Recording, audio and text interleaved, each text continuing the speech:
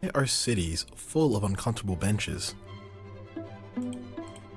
Because they're This one cheaper than has comfortable armrests ones. to prevent you from dozing off. Here's another, again with the arms, the stiff metal. And this one, it's brand new. The MTA in New York City began installing them as a part of a subway enhancement plan. And they don't call it a bench. They prefer the term leaning bars. So what if I told you it was designed with discomfort in mind? Yeah, of course. You already know about this. New York City is filled with some of the most innovative architecture and urban planning in the world. Today, nearly every kind of public space here has been developed with close attention So to hobos detail. don't sleep on them. So these benches are no mistake. They're designed to allow you to sit, but not get too cozy, and that's intentional. The concept stems from a school of thought that goes by many names, but today we'll use defensive design. Defensive design is about moderating behavior. The goal is to limit the ways an object can be misused. These benches have armrests because that will prevent anyone from laying down. Their short back is another nod to say this bench isn't yours forever. This trend is worldwide, and it's not just in the benches. When you start looking for defensive designs in New York City, you'll find examples everywhere. It's the presence of security cameras in subway turnstiles or in Times Square. It's these spikes on this column meant to deter birds. It's the knobs on these ledges made to discourage skateboarders. And there were once sprinklers underneath the awning of this bookstore to prevent people from sleeping there. It's sidewalk barriers.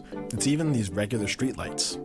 Yeah, streetlights are probably some of the most recognizable defensive designs. When they surfaced in 19th century Western cities, the dynamic of urban life changed. Because of them, more people spent more time outside at night, which drove economic development and a reduction in crime. Most hostile architecture tries to influence behavior in a similar way. The designs attempt to make public space a bit more hospitable, more ideal. Defensive designs can deter crime. It can prevent the destruction of public property, and it can prevent loitering.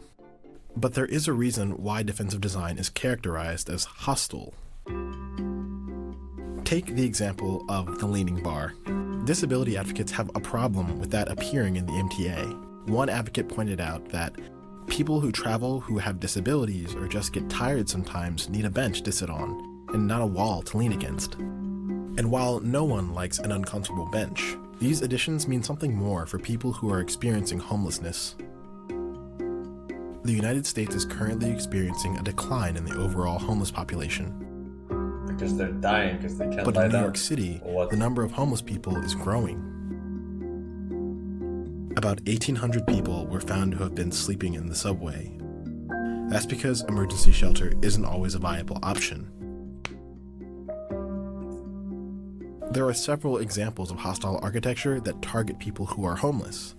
These designs imply that public space is not where homeless people should be. As it goes, city planners have a dilemma. How do they design inclusive cities?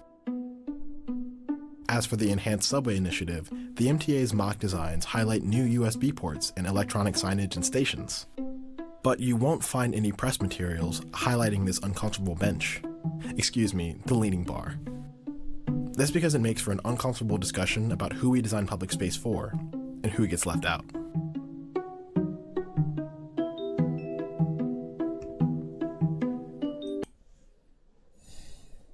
Now you know. How would you solve homelessness? You just inform them that you can buy a house. No, no, no.